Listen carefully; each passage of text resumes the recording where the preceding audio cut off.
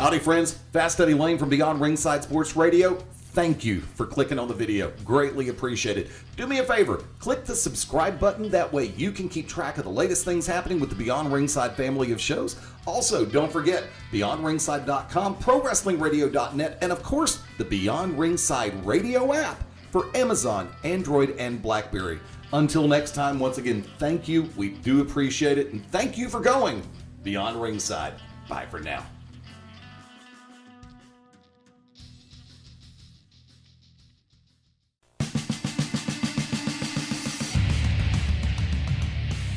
Welcome to the original Rockin' Wrestling Radio Show. Welcome to Beyond Ringside, your source for wrestling, MMA, and boxing in the Southeast. To contact the Ringside Roundtable of Beyond Ringside, email them at beyondringside@gmail.com. And now, your host for Beyond Ringside, the man, no myth, all legend, Fast Eddie Layne. And I want to say greetings, good evening, how you doing on this 13th day of March? Grill's about to be fired up. We're going to have a human sacrifice later. I would say we're going to try to sacrifice a virgin, but you know how that goes. MaBo, you know of any? No. Live from Studio One, yours truly, the Magic City Motor Mouth, Fast Eddie Layne, welcoming in tag team partner, the one, the only, Mark MaBo Bowman. What's up, brother? How we doing? What's up? Thank you to everybody listening in this afternoon through BeyondRingside.com. Of course, the Beyond Ringside radio app, TuneIn mobile app, Shoutcast, Winamp, Ustream, all the different methodologies on the live side. Going to cover the as-aired versions a little bit later. It has been fun. It has been a good weekend. And the funny thing about it is, I watched one match out of Roadblock last night, and that was the NXT Tag Team title match. Enzo and Colin versus the Revival. Dash and Dawson are the real deal. I've genuinely appreciated what they've done as a tag team, but by the same token, Cassidy and Amore, excellent. Always have been. And after having watched a previous tag team title match between these two, I didn't expect a tag team title change. But by the same token, what I did hope for was another excellent match. Because you get these four in the ring, and you add Carmella at ringside. That's fine, great, wonderful. Hot. Real cute, too. It's going to come down to the simple... Oh, we had a photo finish over in Arizona. Or is that overtime?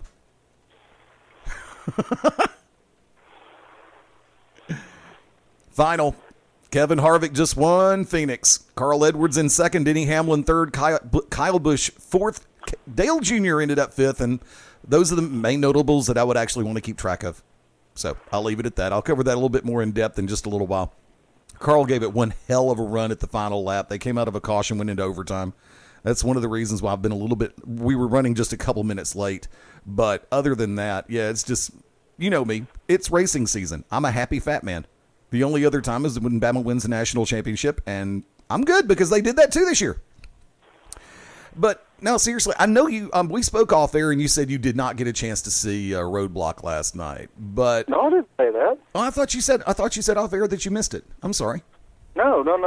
I said I didn't know that it was going to be on. I still watched it, though. Oh, okay. Well, you saw more of it than I did. First off, your thoughts. All of it. NXT Tag Team... once again, you saw more than I did. Once again, Tag Team title match, NXT. Your thoughts on that one? It was great. I mean, I don't know what their deal is. I don't know if they're waiting for NXT TakeOver Dallas for some higher stakes to, put the titles on the line or whatever. But it's either that or just go ahead and call Big Cass and Enzo up because, they've been touring with the main roster. So, do one of two things. Put the belts on them or go ahead and call them up because, they need to be on a bigger stage. I'm afraid if they did get to the main roster, they would get lost in the shuffle. But at the same time, I think, they need to have some recognition. I know pretty much belts mean nothing these days, but I just want to see them. I think they could do so much more as champions. And therein lies the funny part for me because, me, I've always appreciated tag team wrestling. Always have, always will. One of the first teams I ever managed in pro wrestling back many, many years ago was a tag team, the Blue Infernos. And I have a genuine, true respect because it's in my roots. And to see what both teams have done, I just wonder, now, logically speaking, putting the world in proper perspective, and there's the first time I'll use the phrase today, which team do you honestly think will do better on the main roster? Dash and Dawson or Enzo and Colin? Yeah, God, just tripped over my own damn tongue all over again. I hate it when that happens. Enzo and Colin or the Revival? Which do you think would really do better? Honestly, I would say Enzo and Big Cass. For the simple fact, sorry, my eyeball's itching there. It's okay. Because they're just more, I guess, I don't want to, if I say TV ready, it's going to sound weird or wrong. But I just think that Enzo and Big Cass are more main roster ready. They've got more of a they've got a better mainstream appearance. Do you think like that would work on television? I mean, unless they're just going to immediately bring Dash and Dawson in and just have them continue the feud? Well, no. But I mean, like if you choose not to bring up Cass and Enzo, but if you put the Revival, which I think is a stupid name, if you choose to put them on the main roster, they're going to have to go out there and they're going to have to like break somebody, come up to an angle where they're breaking people's arms or doing something to show that they're no nonsense. Because if not, if you just bring them up as like bill them or try to push them as an old school tag team, that's not going to work for very long. Right. I mean, honestly, I think because of the way that the New Day is getting over and, the fans are now starting to glom onto them and try to turn them face, that may or may not have C-blocked bringing up Enzo and Big Cass. Logical progression. You kind of answered my question that I was about to ask, but I'm going to go and ask it anyway because you were making the reference to the Revival in and of itself, and I'm going to go and ask this question. I personally, once again, dig the fact that they're like a throwback to Blanchard and Anderson. But by the same token, are they too much of a throwback for the current day Raw television style? In your opinion? Sorry, I had to sneeze. It's okay. I mean, ew. Honestly, I was waiting. I think they are. Oh, gross. Don't say it. Don't say it. No, I'm not saying anything. I'm just saying it's.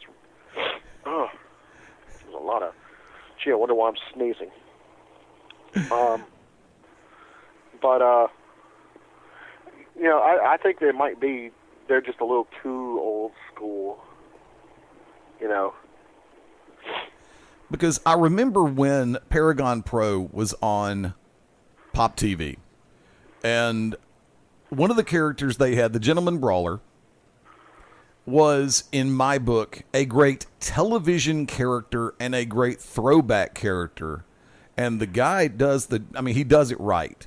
He sells it beautifully. But as far as being a top-tier champion, I could never see that. And unfortunately, in WWE, there's still only one set of tag team titles.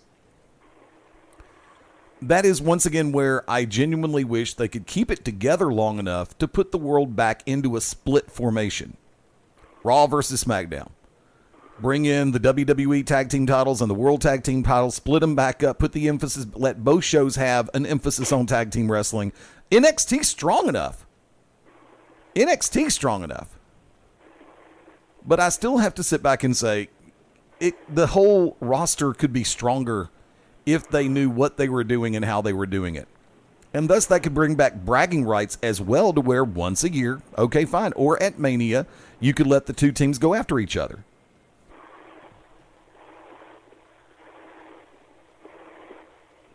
Idea? Bouncing it off of you. I'm sorry, could you repeat that? I think I went a little bit too long for me to even repeat. But, no, I was making a reference to the roster split. And you could have the throwbacks on SmackDown. You could have Enzo and Colin on Raw. I think the styles of the shows would fit perfectly.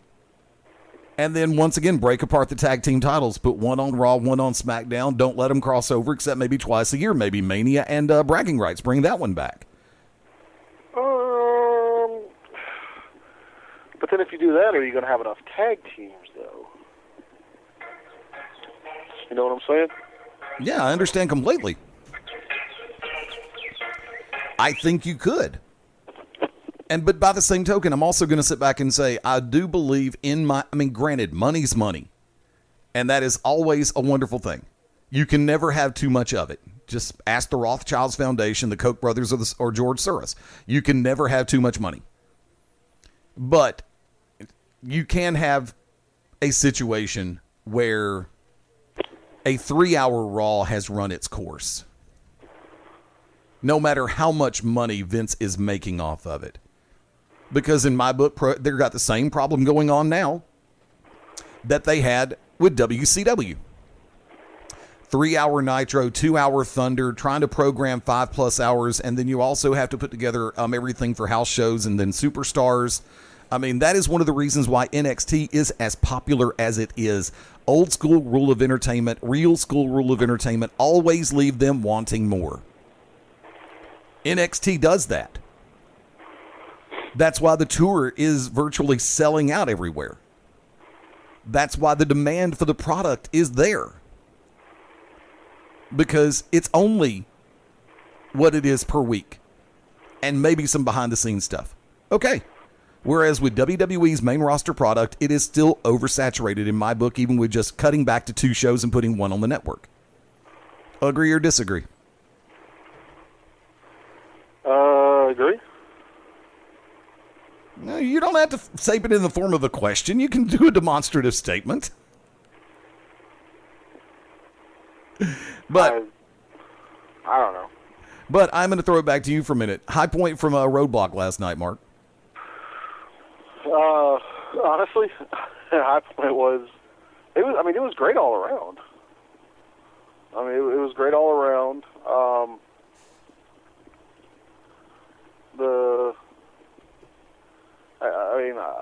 You know me, I'm going to play favorites, sort of, but was the NXT tag match. That was the high point, and of course, Sami Zayn versus Stardust. I thought was great. Like I said, it was all great. From the opening to main event with Triple H and Dean Ambrose. So.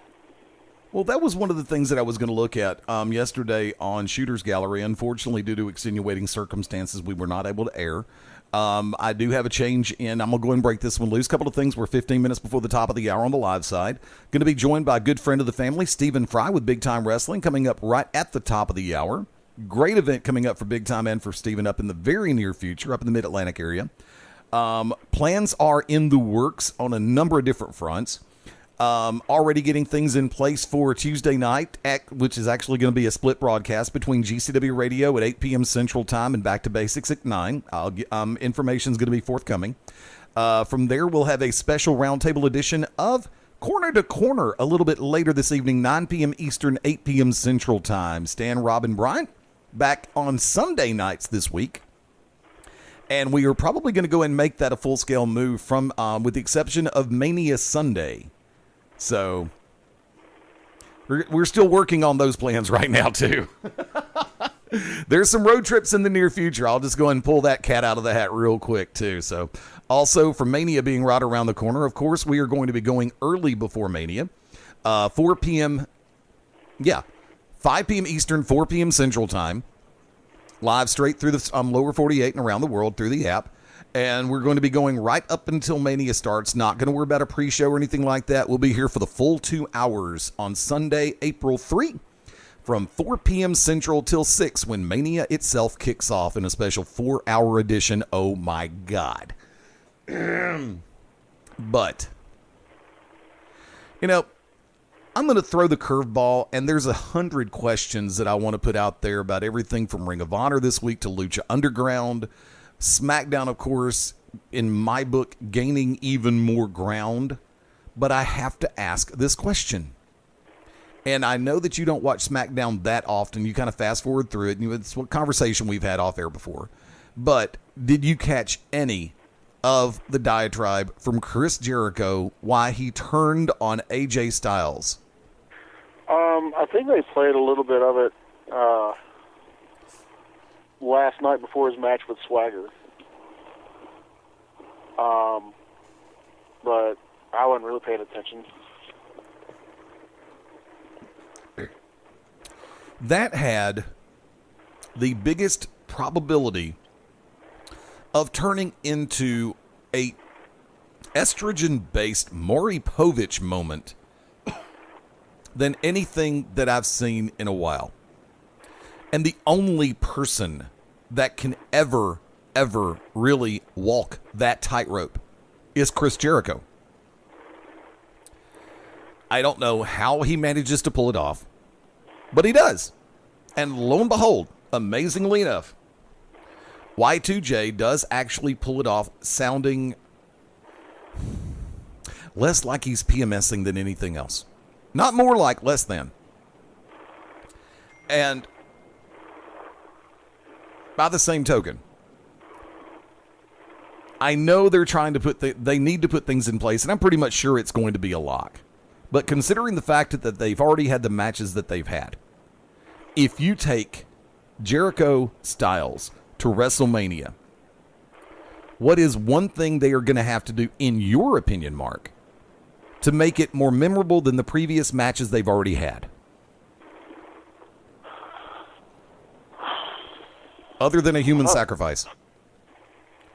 Honestly, I couldn't begin to fathom. You know.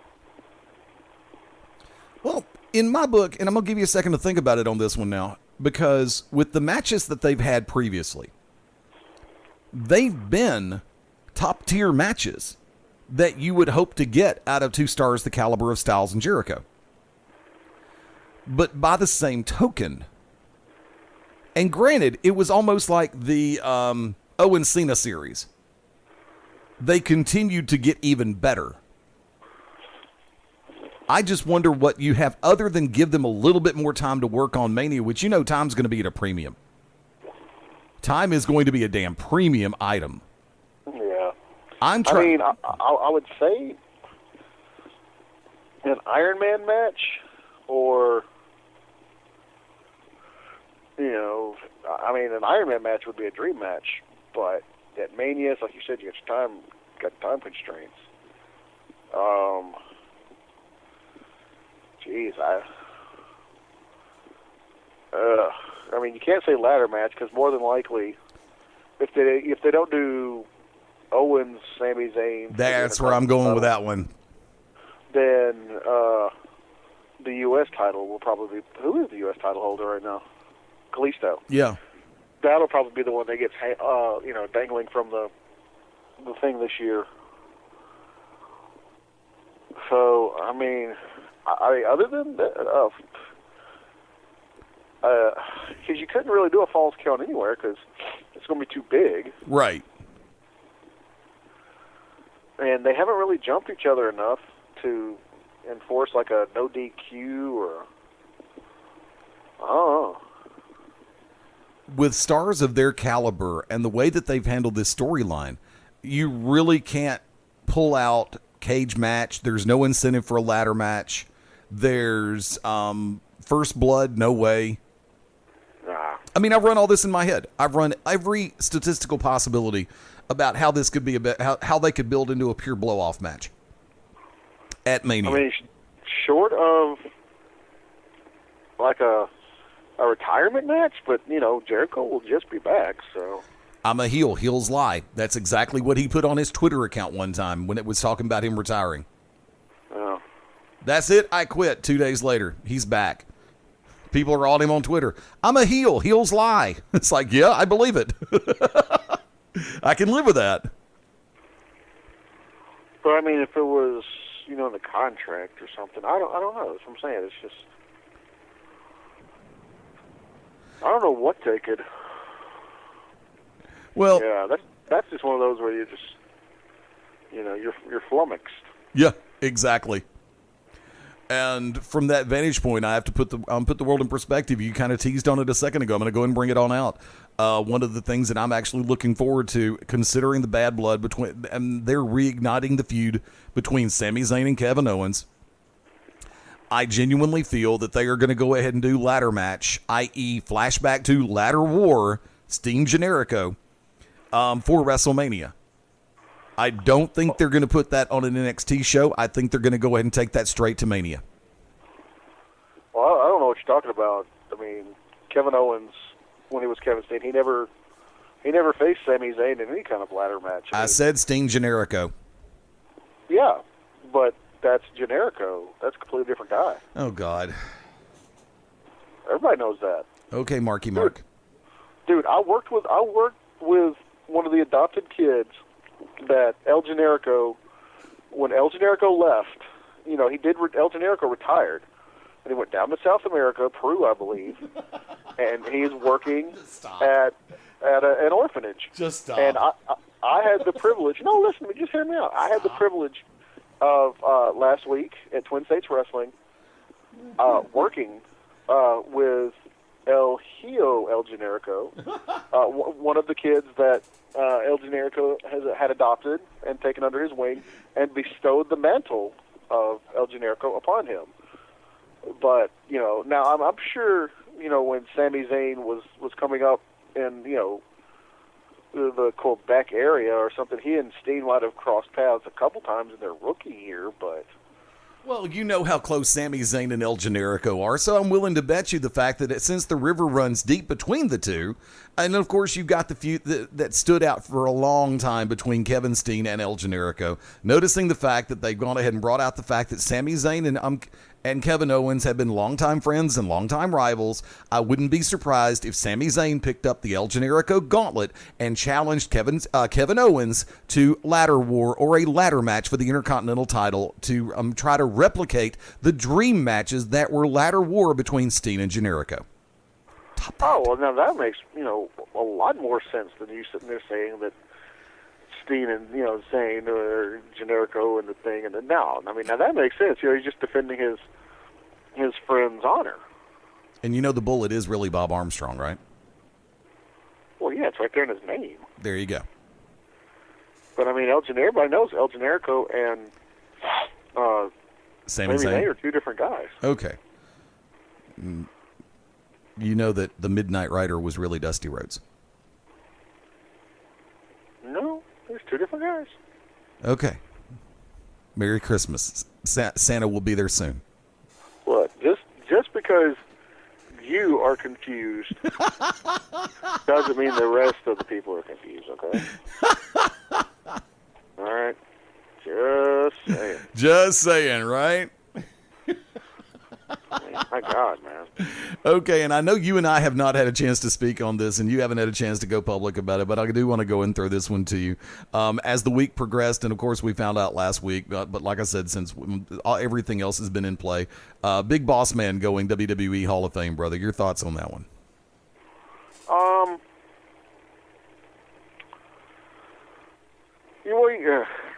I'm trying to say this so it doesn't come off dickish or anything. I didn't know Justice was here.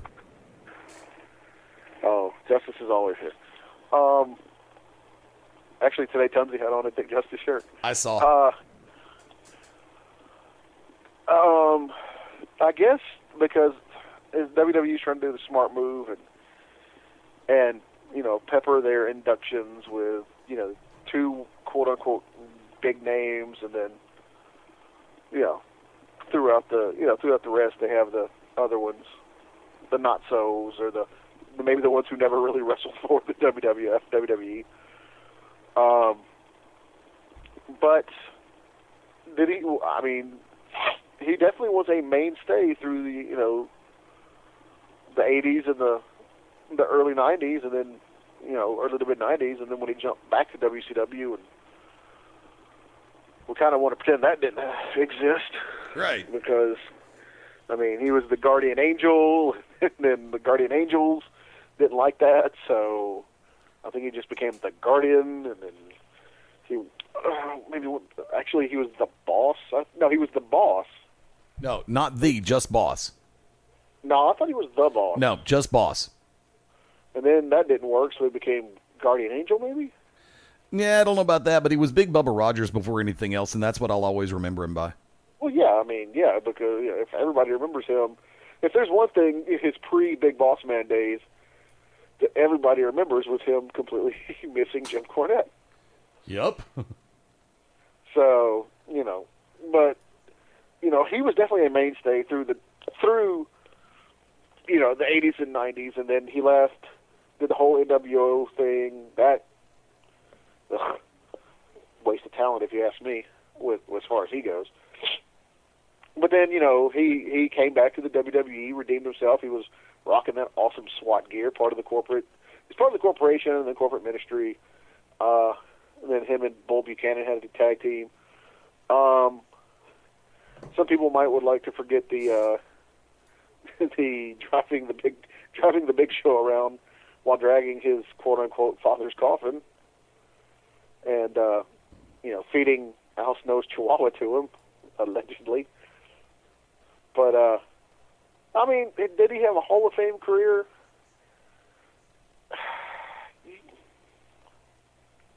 I guess. I mean, it's really what you judge, Hall of Fame standards on. You know what I'm saying? Yeah. But I mean, is he good to put in the class? I mean, are there other people that I think should go before him? Yeah, there's a few, and I'm not talking like the big names that everybody's waiting on, like that guy or that other guy, Owen Hart, or some other people, but even like Rick Rude. But I think I've got no problem with it. I'll be honest with you, I have no problem with it.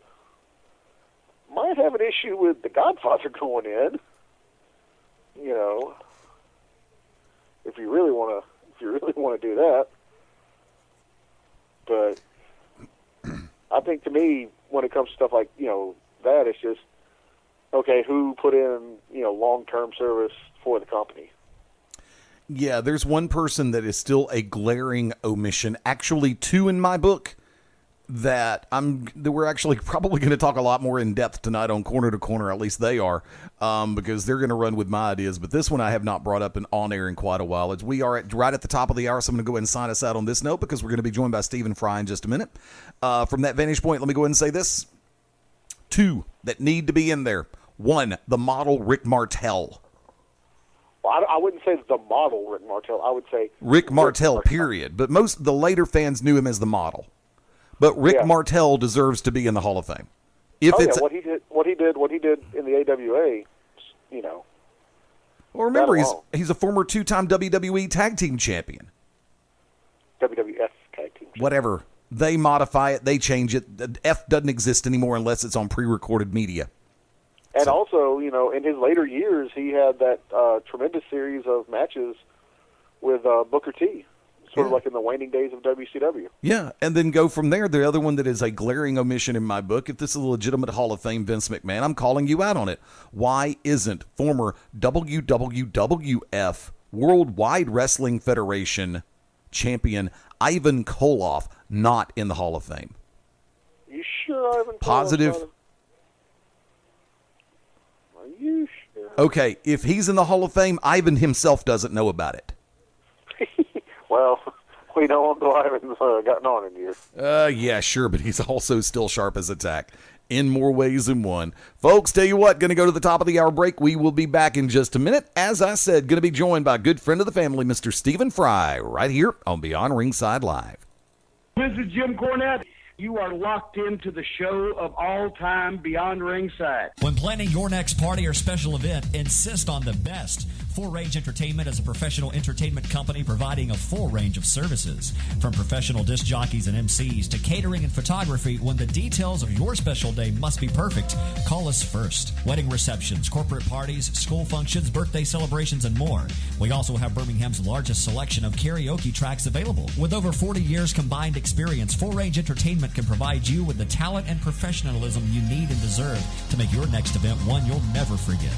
For more information on the full range of services we offer, call 533-HITS. That's 533-HITS. Or check us out on our website at fullrangeentertainment.com.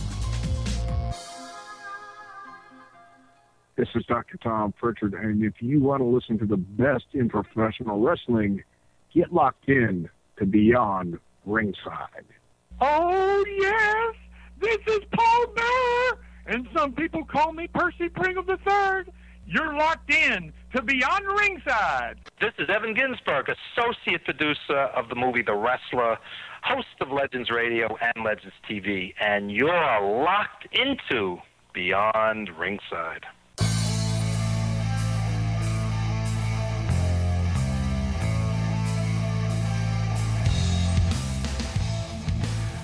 Welcome back into Beyond Ringside Live on this Sunday night, March 13th, 2016. Halfway point almost achieved. No more roadblocks. That's all I'm going to say. No more roadblocks. If we hit a roadblock, I'm going to go up to Discount Car Depot up in North Carolina, and I'm going to get a way to get around that. That's all. Either that, I'm going to drive through the damn thing.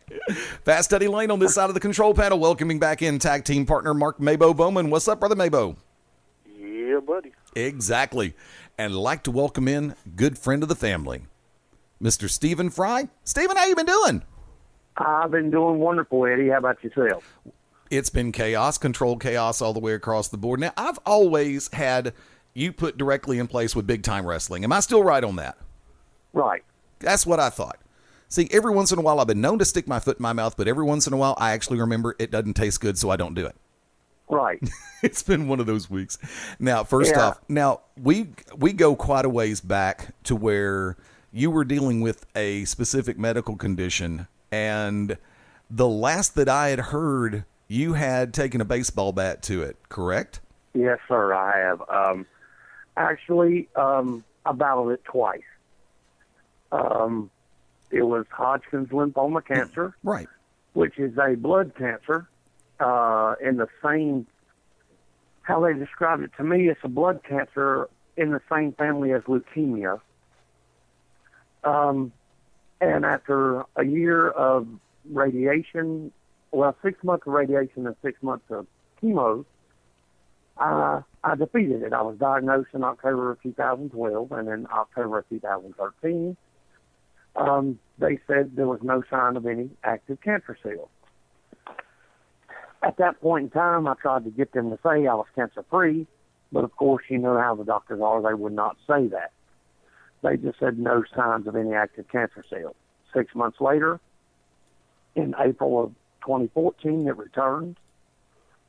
So then I had my chemo changed. During the first bout, I would go get chemo for 2 hours every 2 weeks. You know, just one day, and it'd last 2.5 hours. The second time, I was facing a bone marrow transplant. So I had to go and get chemo on 3 different occasions leading into that. And those were in-house chemo. So I would be, admitted to the hospital for 5 days for each of those chemo rounds. And then I had the bone marrow transplant in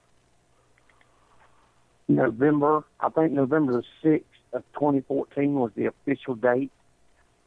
And so since then, I've been 15 months in remission.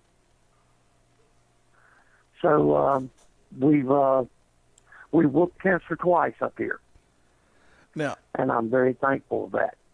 the word, I was going to say now, to me, the word congratulations always seems to be an understatement in a circumstance like that. But, I mean, and it always seems like you're downplaying a lot of things when you say something as simple as congratulations. But I will sit back and say prayer does work. Yes, sir, it does. Yes, sir. And I'm living proof of it. If there's anybody out there who don't believe it, I'm living proof. Oh, yeah. Porkchop's living proof of that. You thought I forgot the nickname, didn't you? Yeah. I like the way you worked it in, too. Not a problem. Now, and one thing that you've done throughout this entire situation, coming out of both rounds and the progression back to, I would dare say, as close to full health as possible, is you never backed away from pro wrestling. You never walked away from it. You never put it down. You continued working front office as well as promoting. And yes, you had been running big time wrestling throughout the entire thing, including a benefit show. And well, actually now it's Big Time Wrestling Carolinas. Okay. We were Big Time Wrestling here. And then there's another Big Time Wrestling organization from the north who came into this area, and they run very good shows. But I realized that they had been running at that longer than we have. So instead of just completely changing our name, we just threw Carolinas on the end. They were happy with it, which they didn't have a problem with me running as Big Time Wrestling, but I did want to separate us. Right. Know? So now it's Big Time Wrestling Carolinas. So, but we still run the same top quality shows that we were running before. Now, you're based out of Mocksville, North Carolina primarily, but you have been known to run a few other cities, right? Well, we basically stay here because we've kind of built a fan base here, and it's so hard when you go into a different city that doesn't know you to start. I mean, just to start, period, it's hard. Right. But then you factor in all the bad promoters that have possibly burnt sponsors or different venues or such as that in the other cities, which makes it double tough. Right. So since we've had success here and we have built a following, we pretty much stay right in this little area, Okay. But it just works for us. And not to say that we wouldn't look into somewhere else later down the road, but right now this was working. So Mama always told us, if it's not broke, don't fix it. Very true. So we're not trying to, I think that's part of what happened to Jim Crockett. They just tried to get too big too fast, and we don't want to do that. It has been known to happen. Now, for those who don't know, I want to go ahead and ask. I don't know about the latest goings-on. I'm a little bit behind. I apologize for that. Roll call of champions right now for Big Time Wrestling. Well, right now we're getting ready to crown our first Big Time Wrestling Carolinas heavyweight champion. We'll do that April the 9th here in Mocksville. And in the match that we're crowning our champion, it's TNA stars, former TNA stars, Crimson and Gunner, and former Ring of Honor star and current Lucha Underground star, Ricky Reyes, in a three-way dance. So the winner of that match will be crowned our first Big Time Wrestling Carolinas heavyweight champion, and we're hoping to crown tag champions in the fall. Very nice, very nice. Actually, I was hoping you would lead with the tag team championships first, because, or the upcoming tag team title situation first, because going straight into the April the 9th show. Now, that in the main event, Crimson, Tommy Mercer, Gunner, a lot of people still recognize that name as the Universal Soldier, Phil Shatter from the old NWA run, the national heavyweight champion, and of course Ricky Reyes, very well known national superstar. That is going to be a tremendous triple threat or three-way dance, however you want to put it. Right. It's been tagged with many names, but yes, you're right. Three-way dance, triple threat. I'm sure it's been called something else too, somewhere. Oh, you know? yeah, I know. Three-way dance, triple threat. There's more ways to do it than I've got active brain cells. But Oh, yes. seeing these three going into that main event, that's a genuine case of anything could conceivably happen, because you've got three top-flight stars that are going to be battling to establish themselves as the premier, the first ever champion for an organization. And you know that always sticks with people. That's right. The first champion is always seems like it has the most prestige to it than somebody who's, just captured the title who 20 people have already had. Right. The first one always seems to have a little prestige to it. Now, And then also on that show, Terry Funk, the hardcore icon, movie star, WWE Hall of Famer, he's going to make an appearance. And any time that Terry Funk is in the building, anything can happen. I mean, your guess is as good as mine what he'll do. I mean, we've seen it throughout his entire career. very true. Back in the WWE, he attacked a ring attendant for putting on his hat.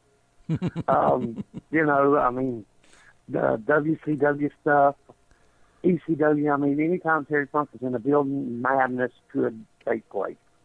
Oh, you can go all the way back to a empty arena brawl between Terry Funk and Jerry Lawler, which that one I remember that one to this day. It's always very classic stuff. It was great. I mean, if there is one person that can be the epitome of the phrase "a walking Kodak moment" in pro wrestling, it's got to be Terry Funk, because you genuinely never know what he's going to do and when he's going to do it. That's right. Who was it? Michael Irvin, one time, or I'm not sure, or is it one of the more recent Cowboys said, "Get your popcorn ready"? Who was it? I forget, but I mean it may have been Michael Irvin. Thing. Yeah, that's a Terry Funk thing. Get your popcorn ready. Who knows what's going to happen? Now, in addition to that, there was a rumor going around that Terry was going to be doing a seminar. Is that going to be in place? Yes, for any professional wrestler, manager, referee who wants to better themselves, because right now with the announcement that NXT is fixing to start touring, they're looking to expand their roster. TNA and, of course, ROH are always looking to expand their roster. Right. So, you indie wrestlers need to ask yourself, what are you doing to get noticed? What are you doing to better yourself so that these companies will take a look at you? If you seriously ask yourself those questions, then this seminar is a no-brainer. This man has been there, he's done that, and he can tell you what it takes to get there. Tell you what they're looking for and what you need to do to make them take notice. So, yes, he has given a seminar earlier in the day from 1 to 3. So, especially for guys in North Carolina, South Carolina, Virginia, you're done by 3. If you have a booking that night, you still have time to get there. So there's really no reason why you would not want to take the seminar if you're looking to make a living in this business. Right. The man has a wealth of knowledge that he is willing to share. It's just they need to take the first step to get, they need to take the step. We're providing the platform for them to do that. It's up to them to actually take the step to say, hey, I want to be better. I want to get noticed. I want to make it to the WWE. I want to be on Raw. If you want these things, this seminar's for you. And he will be holding it there at the Armory on the day of the show, April the 9th. We have an event page for that with all the information and the contact info. And I'm sure that maybe you'll post these things on the Beyond Ringside website or Facebook page for them to see and, try to figure out if it's going to be feasible for them to make it or if they want to. Oh, let me tell you something. If it doesn't matter what part of the area you're in, if you're up and down the Eastern Seaboard and you get a chance to do a seminar with a legend of professional wrestling like Terry Funk, a man who always had a great mind for the business, always great in-ring performer, and then some, knew how to work a microphone, knew how to cut the promo. I mean, if you have a chance like that, it doesn't matter if you're 2 states away. This is a short road trip to even pull that off. I mean, yeah, I actually have some guys from New York coming. Nice. So that shows you how much they want it. You right. know? Actually, I think it kind of makes some of the guys around here look ashamed. You know, I've got guys coming from New York, but yet I've got guys that live 3 hours away or 2 hours away. Yeah, I know. I say, oh, well, we'll book that night. Well, you know, it's over at 3. You know, you still have plenty of time to make your booking. You know, but, hey, it's all in how bad do you want it. Now, let me ask you That's about what it boils down to, you know. Let me ask you about a match that has been advertised for the show, and I want to make because I know in pro wrestling everything is always subject to change without notice. One of the matches that I've noticed is Rick Converse taking on Zane Dawson. Yes, sir. Rick Converse is the PWI International Heavyweight Champion, and PWI is kind of it's an organization kind of like the NWA, but it's a lot smaller. They have a lot of independent promoters who are a part of it. And he's the international heavyweight champion for them, and he's coming to our show to defend it against Zane Dawson, the one-man Riot Squad, who is also, he was on the show Lizard Lick Cohen, right, as Earl from Alaska. So, and any Lizard Lick fans that watch that show, then you know who Earl is. That's the one-man Riot Squad, Zane Dawson, who is a fantastic professional wrestler. I mean, he reminds me so much of Bruiser Brody, not just in his look, but in his style. He's actually, I think, patterned himself after Bruiser Brody and Stan Hansen. Nice. You know, and so that's his work style. He's phenomenal wrestler. I'm actually looking really forward to that one. Let me also ask you about the confrontation slated to go down on that night crowning of a champion from Big Time Wrestling Carolinas, Chet Sterling and Smith Garrett going one-on-one. Yes, Smith Garrett is the reigning CWF Mid-Atlantic television champion. They have their own internet television show, and Chet Sterling was the former champion. I don't think Smith defeated Chet for the title, but I think he was, due to unfortunate circumstances, was relieved of his title, you know, in another match. And now Smith has it, and he's granting one of the former champions a shot. This is also another match I'm really looking forward to. These guys, they're really young, and they can really go. Ashley Smith reminds me a lot of Ziggler in his work ethic and style, and just phenomenal guy. And of course Chet, I mean, he's great.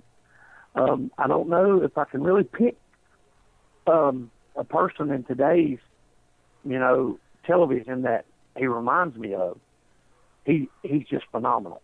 You know, this match is another one I'm really looking forward to. I'm hoping I actually have time to sit down that night and watch. A lot of times at my shows, I don't, you know. Right. People will say, hey, what did you think of this?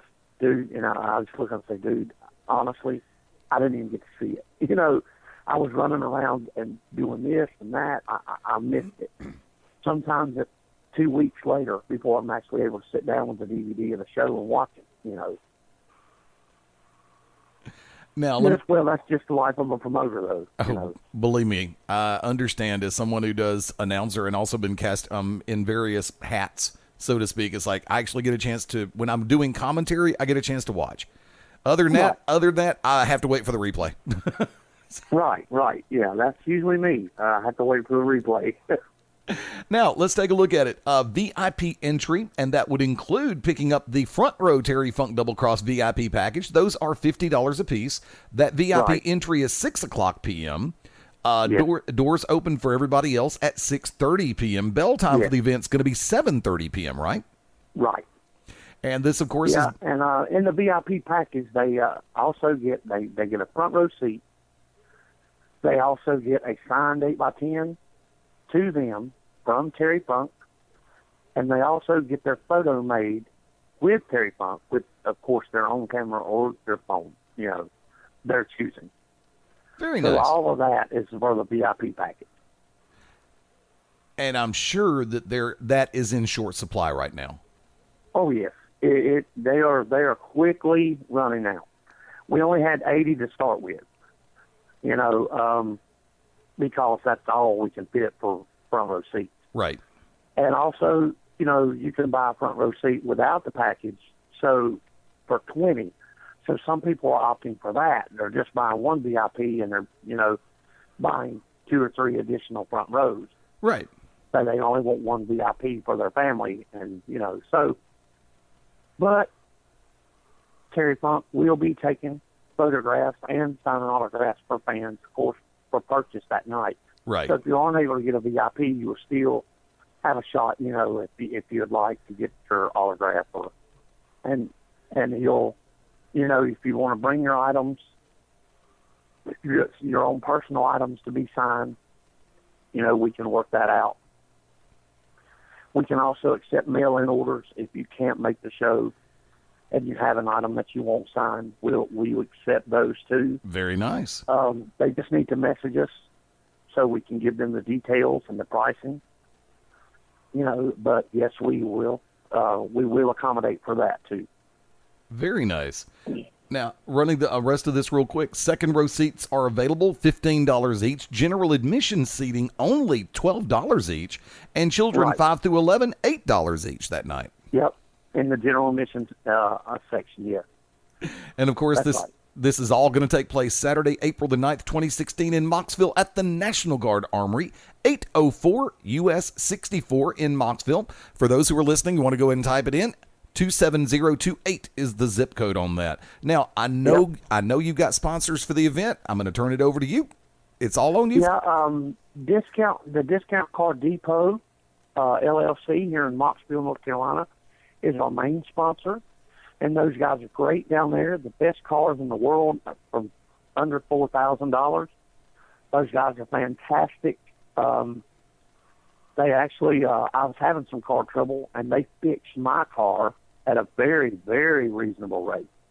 I was very shocked, and I was like, wow, that's all it was, and that's all you charge me?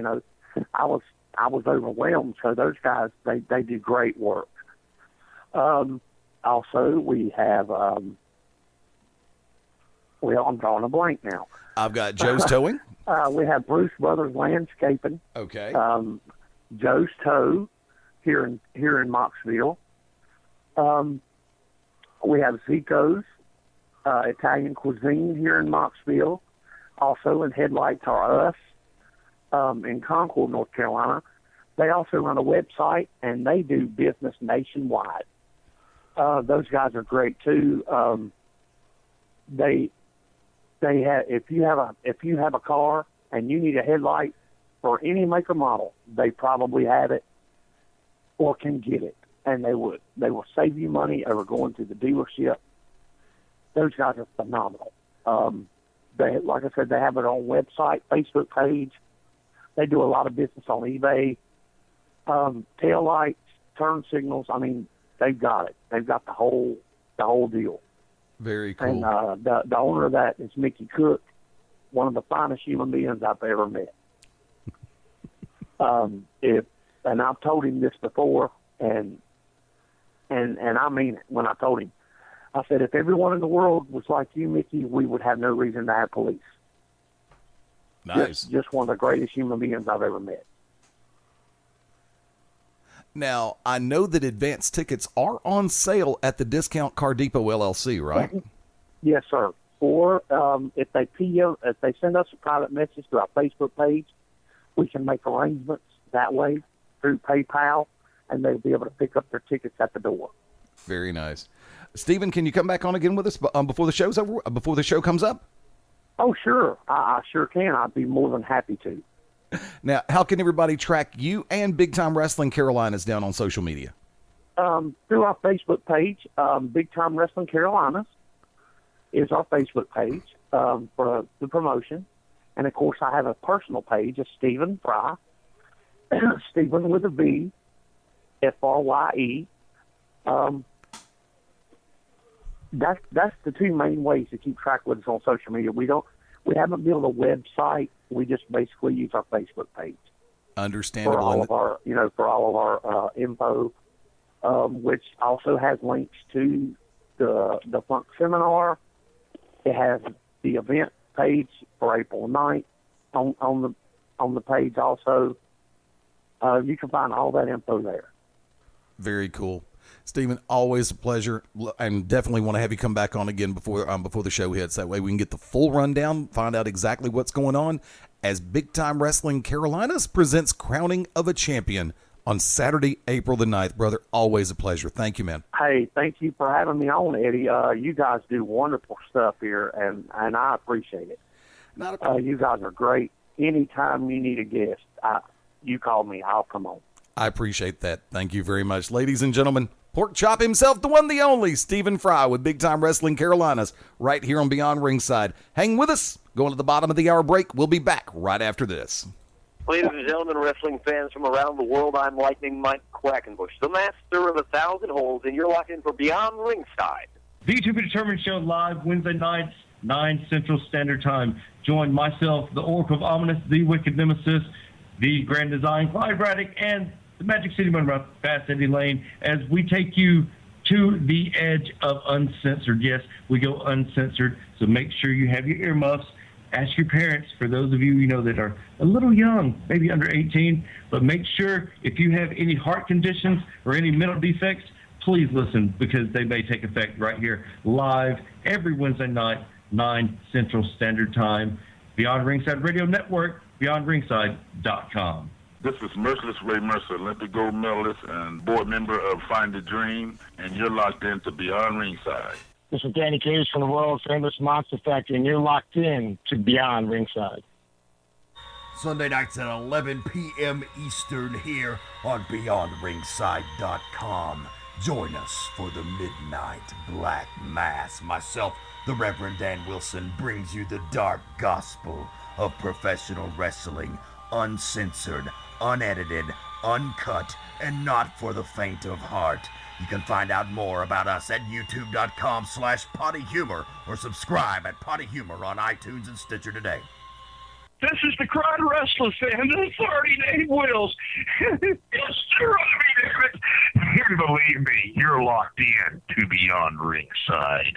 Howdy, friends. This is the Magic City Motormouth, Fast Eddie Layne, with your invitation to join yours truly, along with Mark MaBo Bowman and the Oracle of Ominous, the Wicked Nemesis, every Sunday night, 6:30 p.m. Eastern, 3:30 p.m. Pacific, for Beyond Ringside Live. Wrestling, mixed martial arts, sports talk, and a whole lot more. Keep your eyes open on BeyondRingside.com for all of upcoming show information, and of course, catch us on social media as well. Until then, we'll see you this Sunday, 6:30 Eastern, for Beyond Ringside Live on the Beyond Ringside Radio Network.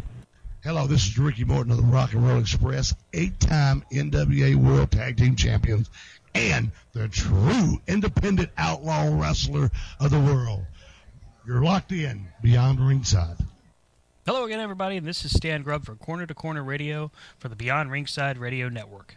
Join us every Thursday night at 11 p.m. Eastern Standard Time with myself, Rob Hefner, and Brian Taylor, as we bring you our thoughts and feelings on the world of professional wrestling and everything in between.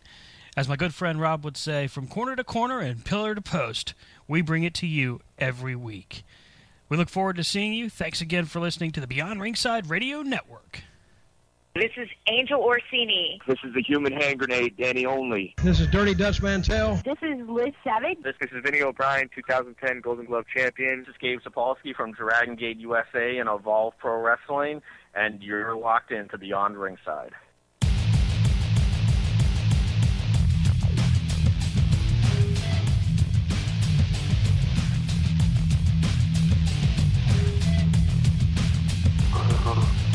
Let's do this thing. Welcome back into Beyond Ringside Live. Fast Eddie Layne over here. MaBo, welcome back, buddy. Hello. You have more people pronouncing your name in so many different ways. You know, one of these days we're going to do the full expose on that name. That's all I'm going to say. I thought we already did that. We did, but we did that years ago. No, a current day crowd's going to sit back and go, "Oh, wait a minute. Babs did MaBo the entire time, but Eddie says MaBo." Well, Eddie says it the right way. I even remember when our third favorite ring announcer of all time, Loud and Noxious. No, he's our first. I'm my first.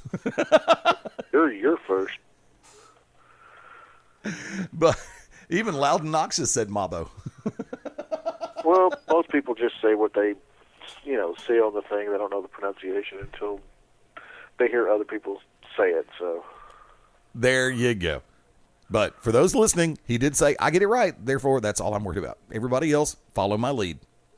For once, Eddie is right. There you go. Special thank you to good friend of the family, Porkchop Stephen Frye, for coming on this evening with Big Time Wrestling Carolinas. Looking forward to it Saturday, April the 9th up in Mocksville, North Carolina.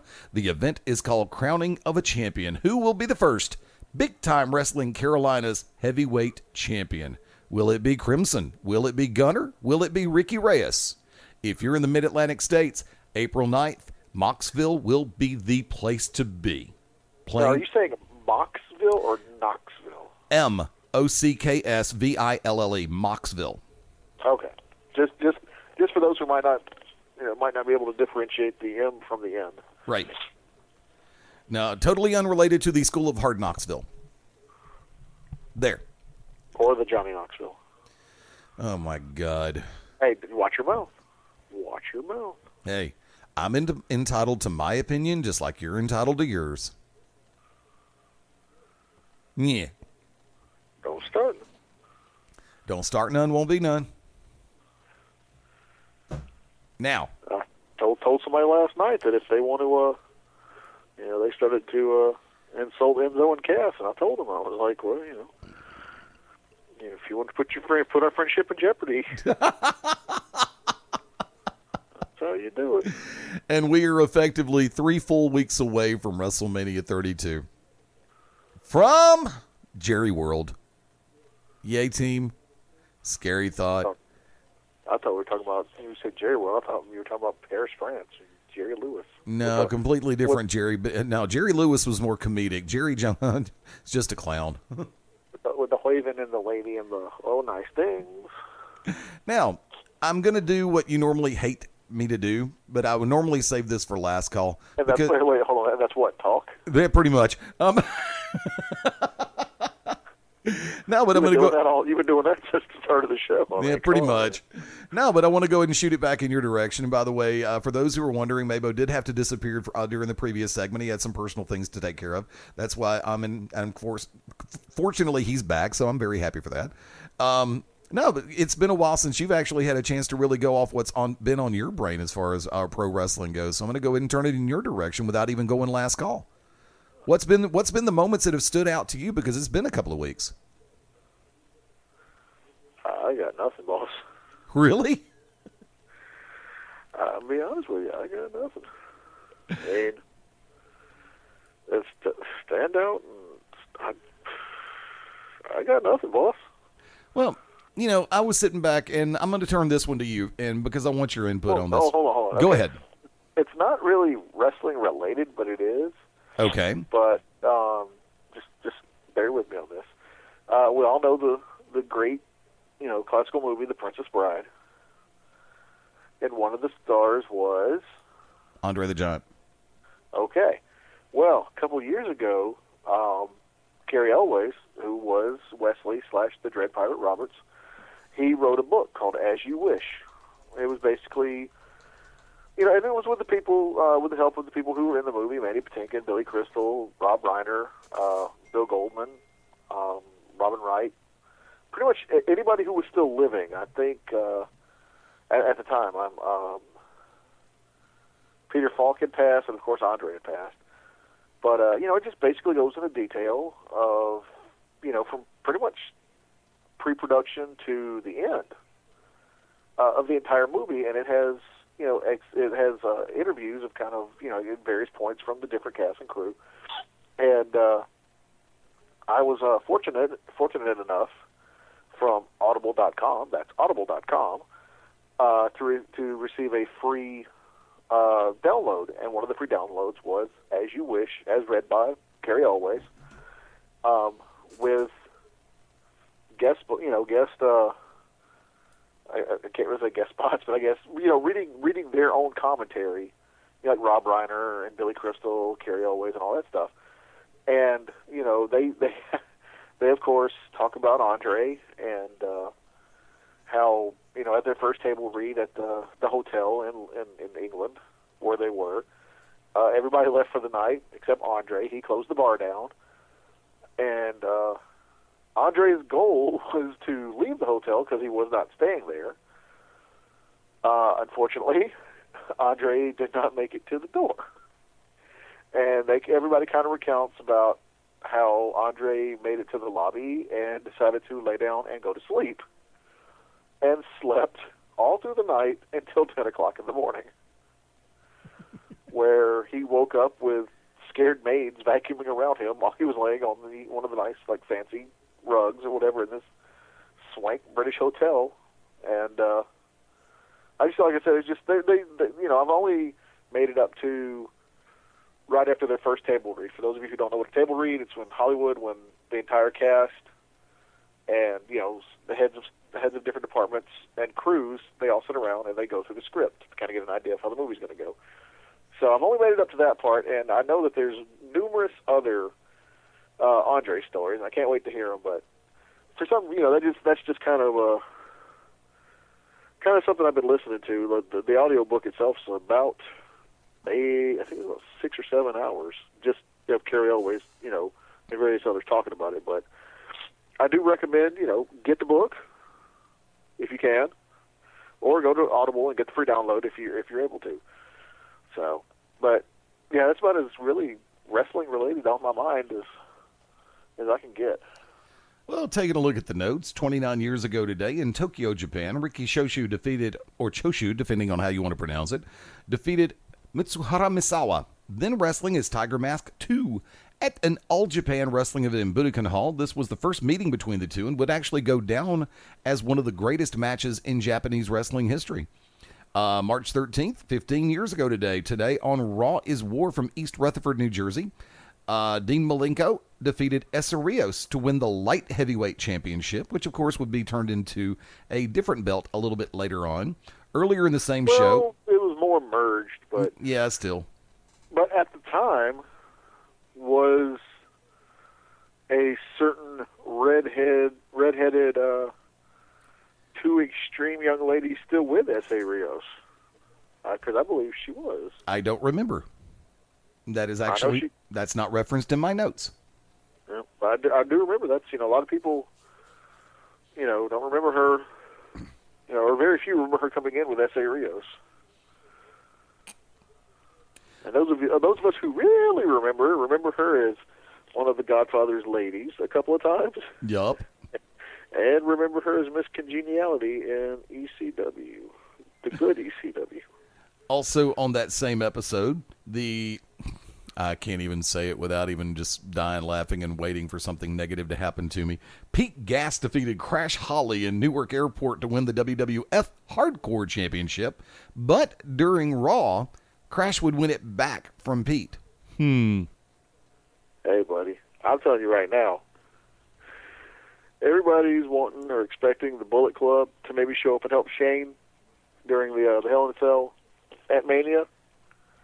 But I swear on everything that's holy, if we do not get either at Mania or before Mania some kind of appearance by Rodney and Pete Gas, Joey Abs, he wasn't a real member of the Mean Street Posse. He wasn't really one of Shane's friends. He's Jason Art from North Carolina, wrestled as Venom. Okay. Out of Omega, out of the Hardy's old company. Right. He wasn't ever a true Mean Street Posse, but Pete Gas and Rodney those are people don't know this, but those are Shane's real friends in real life. So I'm begging, pleading, I'm praying that the Mean Street Posse shows up. I mean, obviously not to cost the Undertaker the match or whatever. I mean, hopefully that's what the Bullet Club will do. But I'm begging the Mean Street Posse to show up. Because there's 2 people who are going to crap themselves, 3 people who's going to crap themselves if the Mean Street Posse shows up. That is myself, my buddy Jeff, and I know most importantly, 2 Tons of Agony will crap his pants. Probably. Now, also on this date in history, WWE held their Hall of Fame ceremony at the Hilton in New York. It was 11 years ago. It would be the first Hall of Fame ceremony for the company since 1996. The ceremony. Yes, that's where when you and I were talking about and had Ivan Koloff, had he had gone in, and I just kind of swore before they really started, broadcasting and whatnot. My thing was,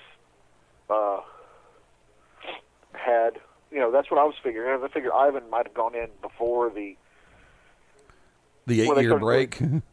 Huh? The 8-year break. Yeah, the 8-year break. But if you notice, from when they first started doing it to 1996, they would maybe do 1, 2, 3 people at most. Right. At a time. But then in 2004, when they made the comeback, that's when they started ramping up, doing multiple people. Right. And so yeah, I actually just looked at that when we were during our first break before the interview. That's what I was looking at. The 2004 class included Jesse Ventura, Don Morocco, Tito Santana, Superstar Billy Graham, Sergeant Slaughter, Greg Valentine, Bobby Heenan, Harley Race, Pete Rose, and posthumous inductions for Big John Studd and Sylvester Ritter, known as the legendary Junkyard Dog.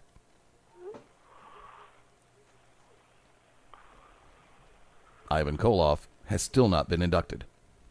Neither is Rick Martel. Like I said, but there's a couple of others. I mean, everybody's already, Owen Hart, which if he doesn't go in next year, along with, I would say Owen Hart, and I'm going to say as long as they stay in good graces, I'm going to say he and Daniel Bryan will be your big 2 next year.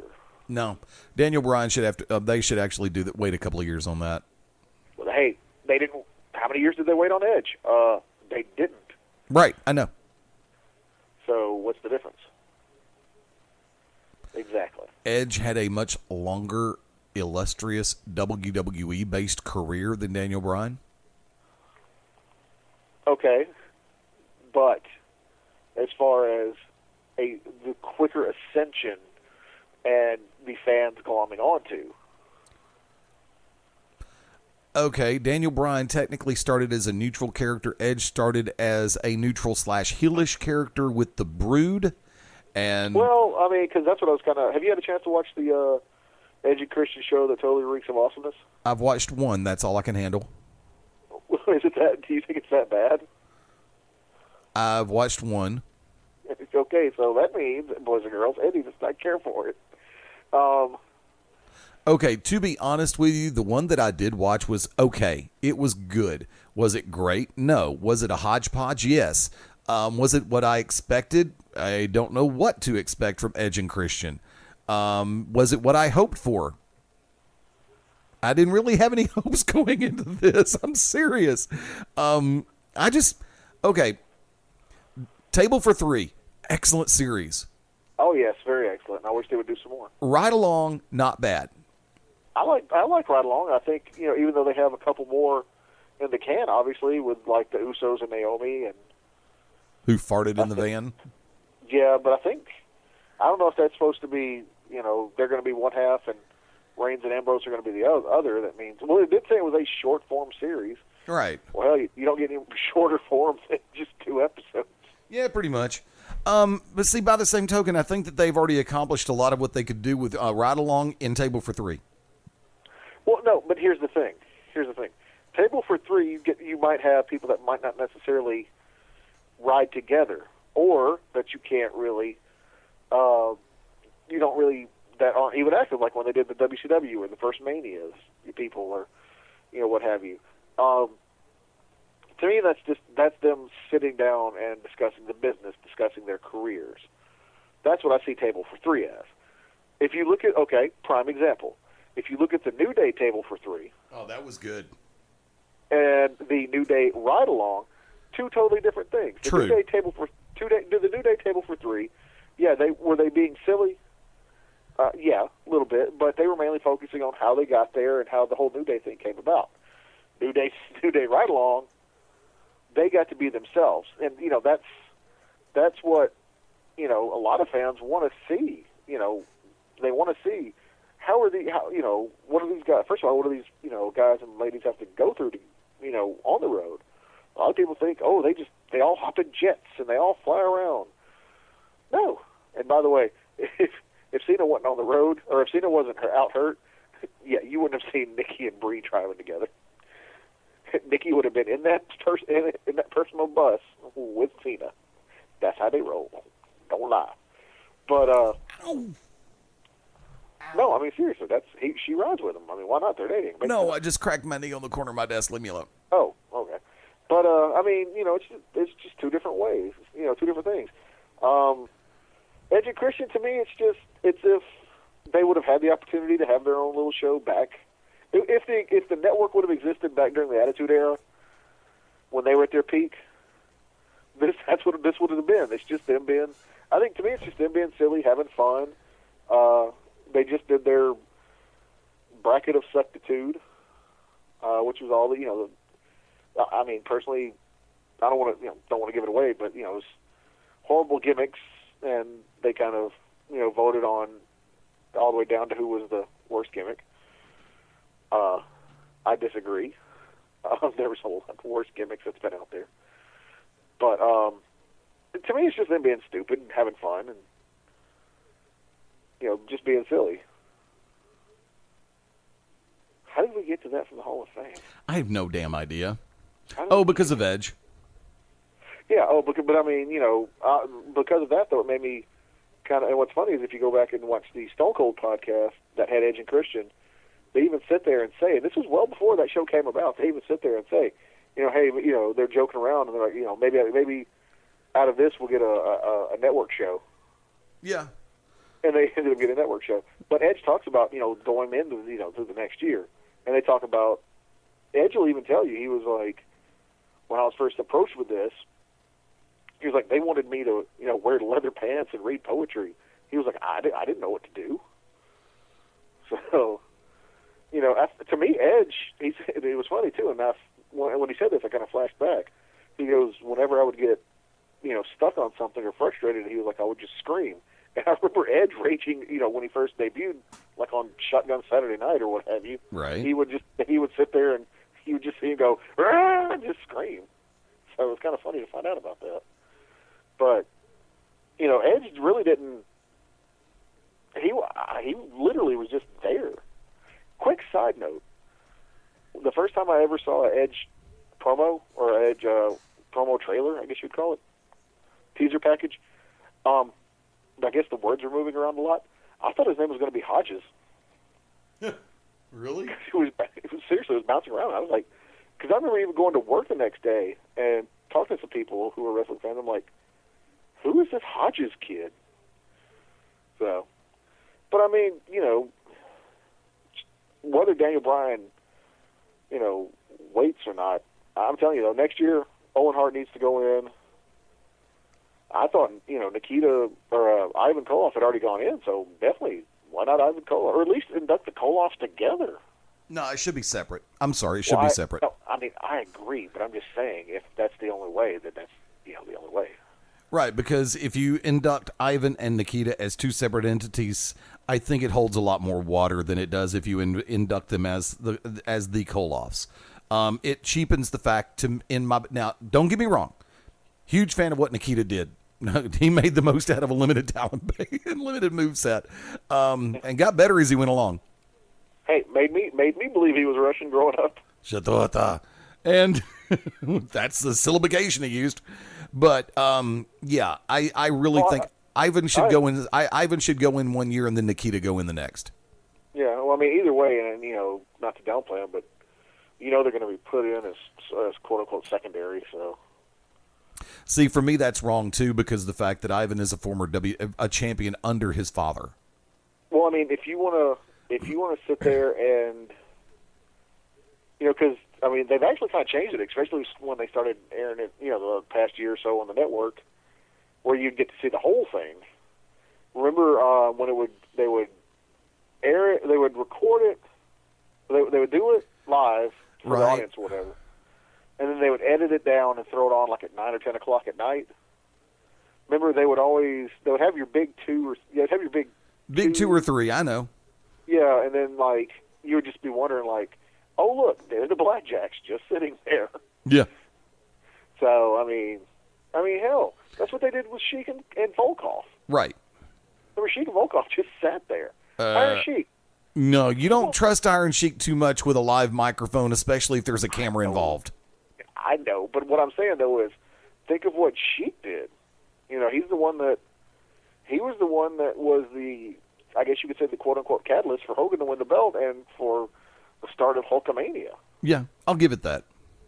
So, but I mean, okay, let's say Daniel Bryan doesn't go in next year, which I think they should wait a couple of years. I mean, unless it's posthumously. Thank you. But I mean, unless it's posthumously,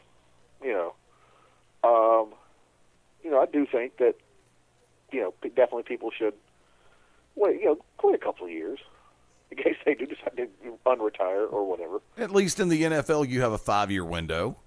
Yeah, I mean, it don't necessarily have to be 5, but God, at least go 2 or 3. 3. But, okay. I'll go 3. Okay, so unless it's posthumous. Yeah, unless it's posthumous. Okay, I mean, would you agree that Owen should go in? Owen should have already been in.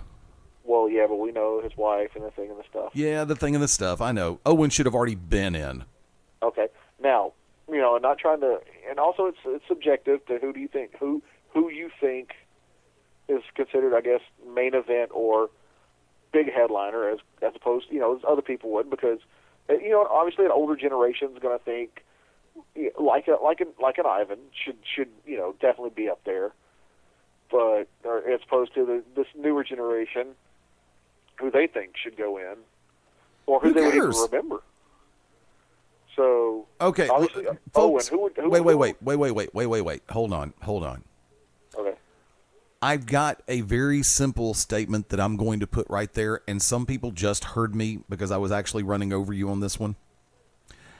I don't care about an age demographic in any particular regard, because if you put Owen as the 1 and Ivan as the 2 next year, as far as in reverse order, what order they accept, you are going to have people looking up footage of the Russian Bear Ivan Koloff from the WWF days, from the WWF days, and it's out there, trust me, as well as from the NWA era. And they will see the fact that this man should have been in there a long time ago. So for all the tweeners out there, chronologically speaking, for all of the millennials, I hate that word. It's almost degrading. But well, it should be the way some of them act. Yeah, I know. True. No, I don't care about an age demo, about what age bracket wants who to go in when.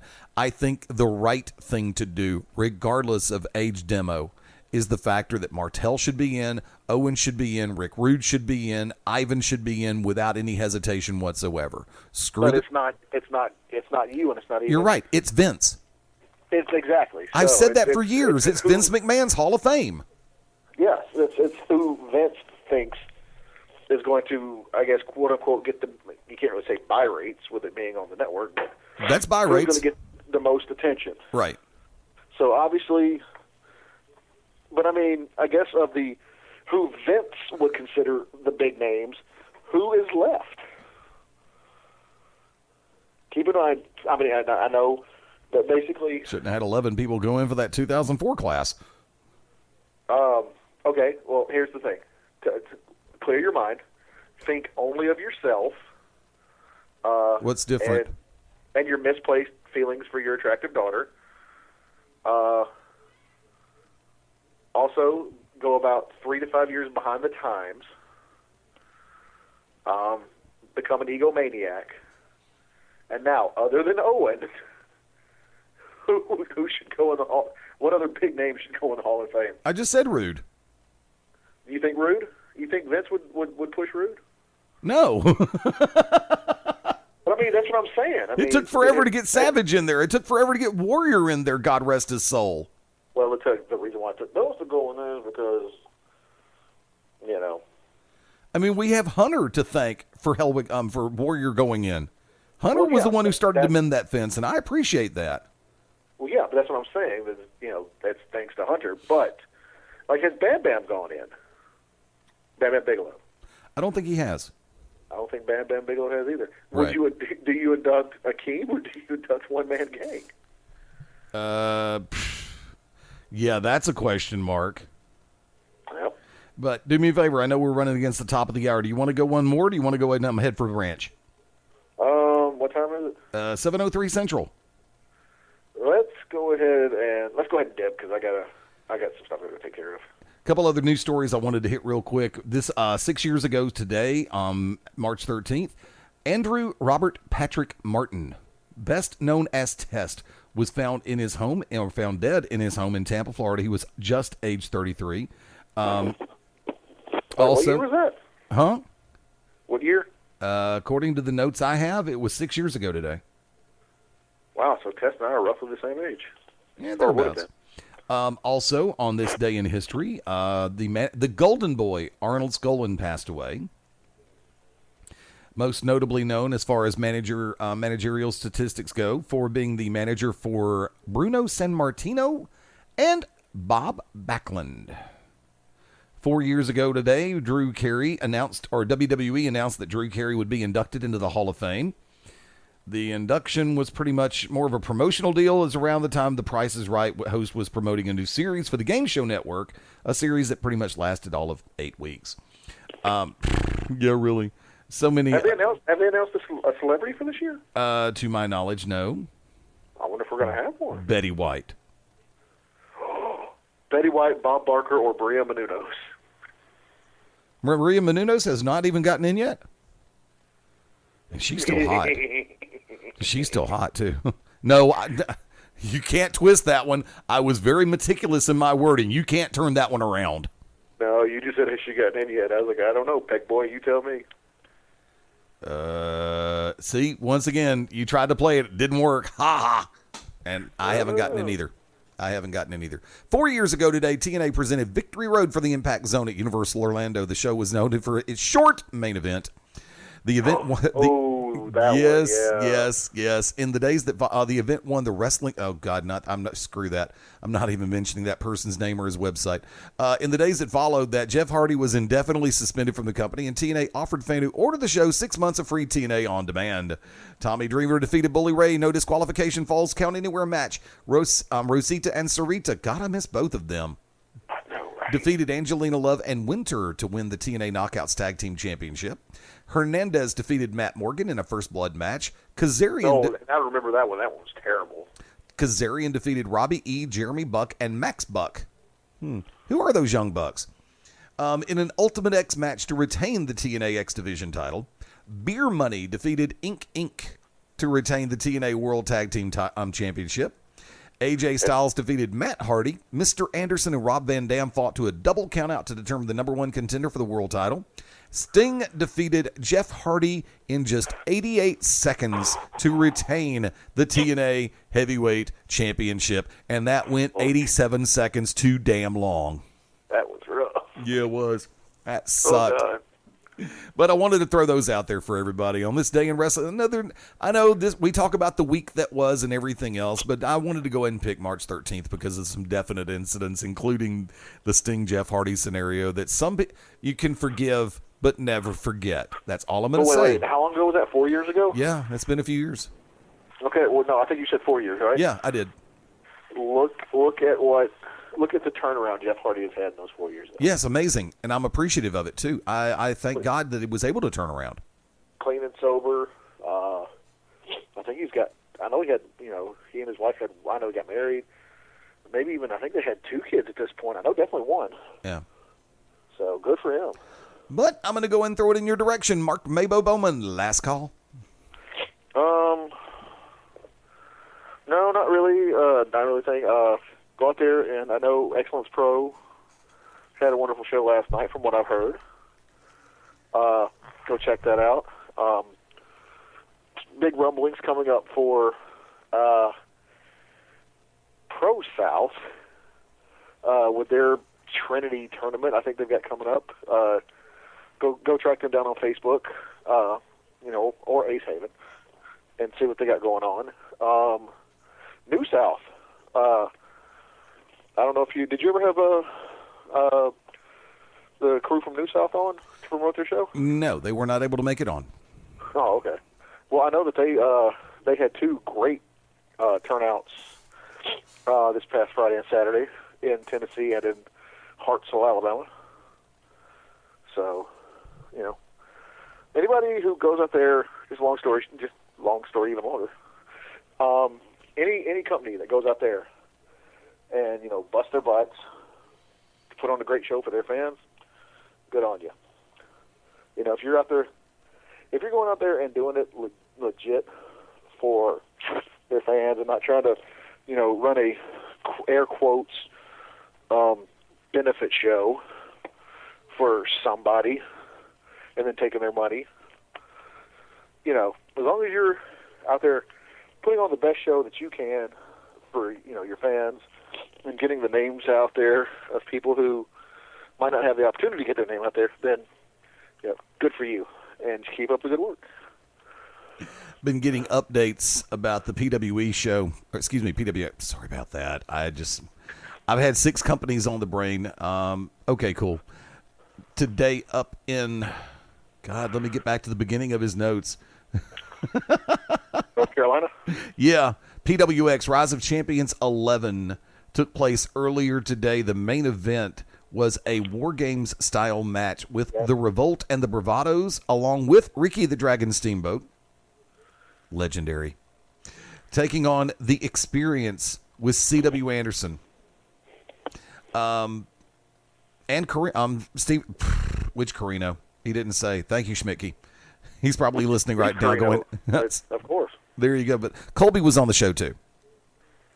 But from that vantage point, the Experience of Gunner, Corey Hollis, John Schuyler, and Adam Page. Yep. But the combination of the think, Revolt. Go ahead. I was just going to say, my honest opinion, I think Ring of Honor would benefit greatly from having this faction in there. Oh, tremendously. The Revolt being led by the birthday boy today, Man Scout Jake Manning. Nice. So. But I want to thank Schmidtke for all the updates from PWX. Wish we could have made it up there. Would have been a tremendous day of pro wrestling action. And do we have an update? Do we have an update though on if he ever found some grilled chicken breast for Corey Hollis? I do not know. I did not get that update, but I do note that the Revolt and the Bravados with Steamboat won the main event, the War Games match. Oh. Yeah, I know. I'm more interested in the chicken breast. Of course you would be, you sick man. Tell you what, let's take it on in. MaBo, last call, unless that was it. Let's just go on home. Shameless plugs? No, I'm good. Okay, let me find this over here, and that's not the one I'm looking for. And I knew there was something I was forgetting to do, so let me go ahead and say this. Ladies and gentlemen, for our friends in Eastern Alabama and Western Georgia, next Saturday, and that is going to be March 19th, the Beyond Ringside family of shows is going to be very well represented as Peach State Wrestling Alliance presents The Quest to Be the Best Part 2. The Heritage Title Tournament continues. It's going to be at I always put the historic in front of the historic VFW Fairgrounds, 1625 Bankhead Highway in Carrollton, Georgia. PWA Heritage Title Tournament action. First round bracketing continues. Tommy Too Much taking on Kevin Blue. Bill the Butcher taking on Chris Spectra. Tyson Dean taking on P-Dog Mike Posey. And Romeo taking on Kyle Matthews. All 4 of these matches are going to blow the roof off that place. In non-tournament action, Sal Renaro will be taking on Jacob Ashworth. And in a ladies' challenge match, America Strong will be taking on Calm Like a Bomb Pandora. Doors are going to open at 7 o'clock p.m. Start time 8 p.m. Ticket information, get in touch with 770-328-1162. You can find Peach State Wrestling Alliance on Facebook, on Twitter at The Real PWA. Of course, definitely check them out on YouTube. PWA Fanbase at yahoo.com is the email address, and the main website itself is peachstatewrestlingalliance.com. Also, for a lot of us on the Beyond Ringside family of shows, Rhodes will be aiming toward Pell City, Alabama, Saturday, March 26th, as Global Championship Wrestling returns with round 2 of the JYD Memorial Tag Team Tournament. Got a lot of things going on. Had a great outing last night in Dalton, Georgia, combined show between GCW and DCW.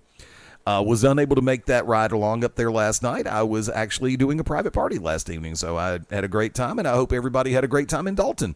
And, of course, looking now toward re-gearing everything toward March 26th in Pell City, Alabama.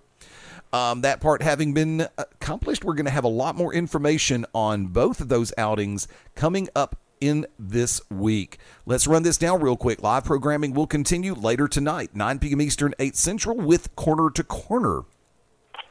And I'm still working on updates from Reverend Dan Wilson as far as it goes with the Midnight Black Mass. Keeping my eyes open for those updates, and also going to get Reverend Dan on. We're going to sit down and have a nice little discussion about what happened recently at Empire and the ramifications of that attack on the good Reverend. On Tuesday the 15th, Double Trouble. GCW Radio returns this Tuesday, March 15th at 9 p.m. Eastern, 8 Central. Back to Basics will go live at 10 Eastern, 9 Central. And on Wednesday, March 16th, the To Be Determined Show, 10 p.m. Eastern, 9 p.m. Central. Join the Oracle of Ominous, the Wicked Nemesis, and the whole cast. We're going to see how things work out as far as it goes with March 19th in the Shooters Gallery. Going to play it by ear from there because the tribe is considering making a trip to Six Flags, and I'm just going to leave it at that. Remember, at Beyond Ringside on Twitter, Facebook.com/Beyond Ringside Live, and of course, BeyondRingside.com and ProWrestlingRadio.net, the homes for Beyond Ringside, and just now adding a new venue, OneWrestlingRadio.net. Thanks for playing. The game just changed again. Thank you, Stephen Frye, for coming on this evening. Always a pleasure, and we're going to work some things out for the next couple of weeks. Stephen will be rejoining us just before Big Time Wrestling Carolina's upcoming live event, and we may have some surprises Stephen's going to send our way, too. Let's take it home. For my tag team partner, the inimitable Mark MaBo Bowman. I like the donuts. And inimitables? Inimitable. Which means you can't be imitated. And everybody just went, thank God. Inimitable? Inimitable. Inimitable. Inimitable? Yes, inimitable. It's one word. Inimitable. Inimitable. Yes. Okay, then how come I'm saying inimitable and you're saying whatever you're saying? Inimitable. Inimitable. That's what I said. Inimitable. Inimitable. Put the T in there. That's what's throwing me off. Inimitable. That's what I said. There's a T in there. You're going inimitable. Look, abominable. Abominable? Abominable. Abominable. Inimitable. No, abominable is Bugs Bunny, calling the abominable snowman abominable. Yeah, but you said inimitable. I said inimitable. Yeah, inimitable. Inimitable. That's what I've been saying the whole time. Well, when you slow it down, you can hear the T, but when you say it, it sounds like there's a D. Until next time, I'm the Magic City Motor Mouth, Fast Eddie Layne, saying adios, das vidania, hasta luego, auf Wiedersehen, ciao, sayonara, adieu, arrivederci, son of a bitch. Thank you for joining us, and join us next time as we all go Beyond Ringside. Bye for now.